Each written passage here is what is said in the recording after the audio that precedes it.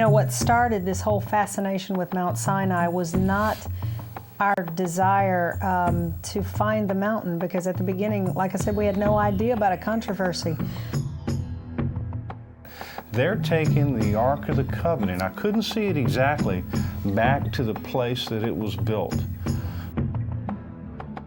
We are definitely going to Egypt. Something has just happened to me. I've just seen something. But it's so vivid in my mind. It's almost like we have a date with destiny at Mount Sinai. And it just rocketed through us that you have to go and do this. We put a tremendous amount of energy into Exodus. Archaeologically, we would see certain things, certain remains should be there. All aspects of what the mountain, the character of the mountain, what it should look like, we defined.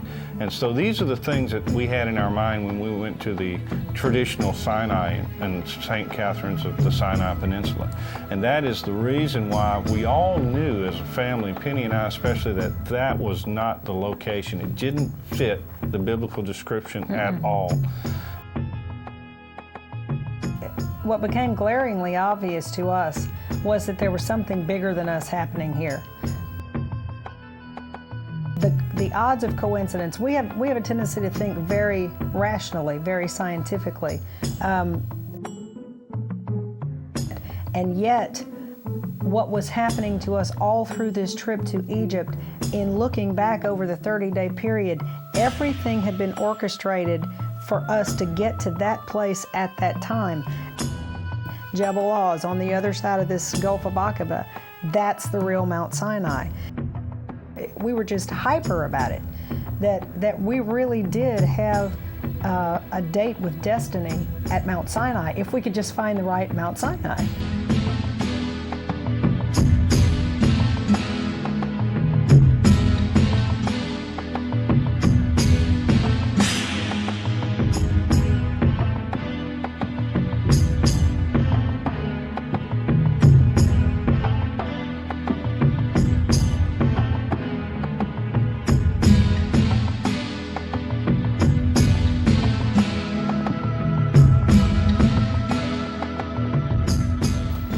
And so 14 trips later, obviously we were going back to the mountain 14 times, searching, looking, exploring, videotape, documenting.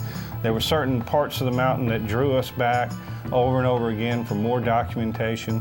And in the process, over the years from 92 to 99, we started to really research the history of the site, and we began to uncover a controversy that was going on about the location.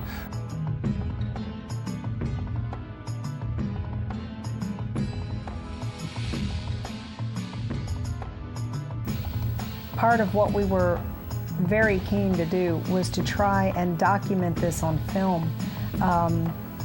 which was very difficult, I might add. You know, we didn't have an easy go of it. I don't want it to sound like we were just able to breeze in and out of these areas with great ease and ability, because we were hunted down and chased off so many times. We were arrested numerous times.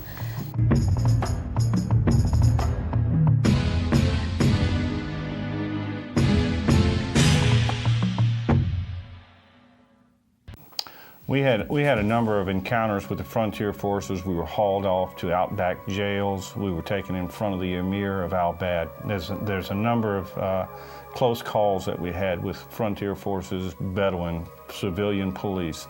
It didn't hinder us or stop us from returning back to the mountain to continue documentation. The drive was that strong.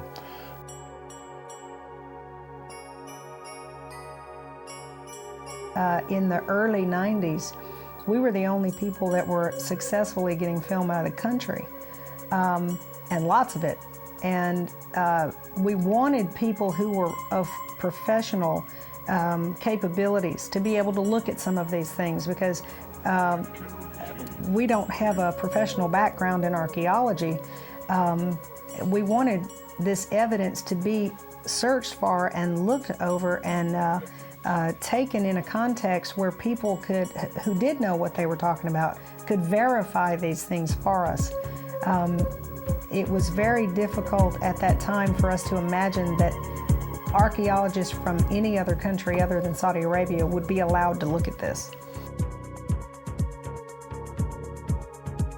And we had to remain completely anonymous. We are basically the eyewitnesses.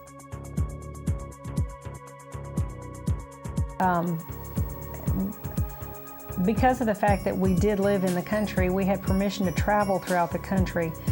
We did not have permission to go into these areas. Once again, I want to make it really plain. It was not that we could just freely access the places. We had to be very creative in how we were able to get some of this film. But it is so very important that what is out there on the ground is really fascinating and really phenomenal.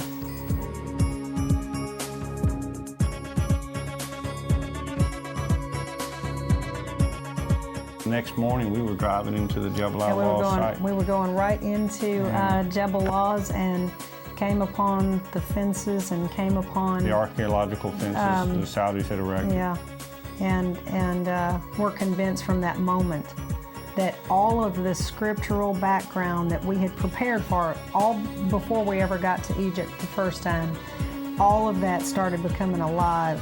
Just the picture that we first got of that mountain was, my goodness, that could have really happened here. The way it actually says it in the scriptures in the Bible, and that was profound to us, just absolutely profound. 50, 60 yards wide. There's some inscriptions. And here we had gone out of Arabia all the way through Egypt on this massive quest to get to the real Mount Sinai, and are now looking at going right back where we came from, and there was the mountain all along. So that's what kept us just in a state of excitement you can't imagine, waiting for the day that we could jump back into Arabia. Because from that point forward, it was just, let's get there as quickly as we can and explore it as fast as we can. Obviously a protected area by the Saudi government. Let's go back in there.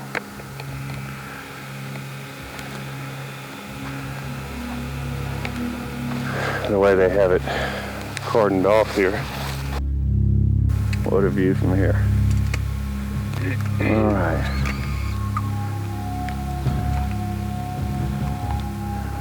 Got that far up.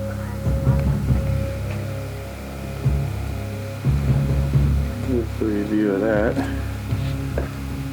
We've heard some noise down here, so could easily be sitting in a Bedouin hotspot. I'm terrified. Yeah, so am I. Give you an idea of what the altimeter readings are, and you can see it says 8,000 feet there.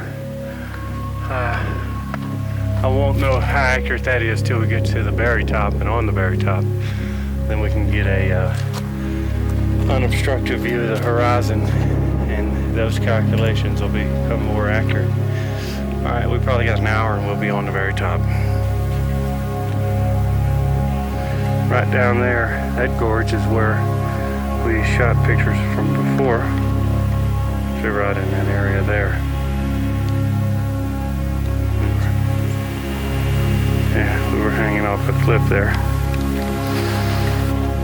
Kind of hard to judge exactly where things are at over there, but anyway. You can see it through the viewfinder.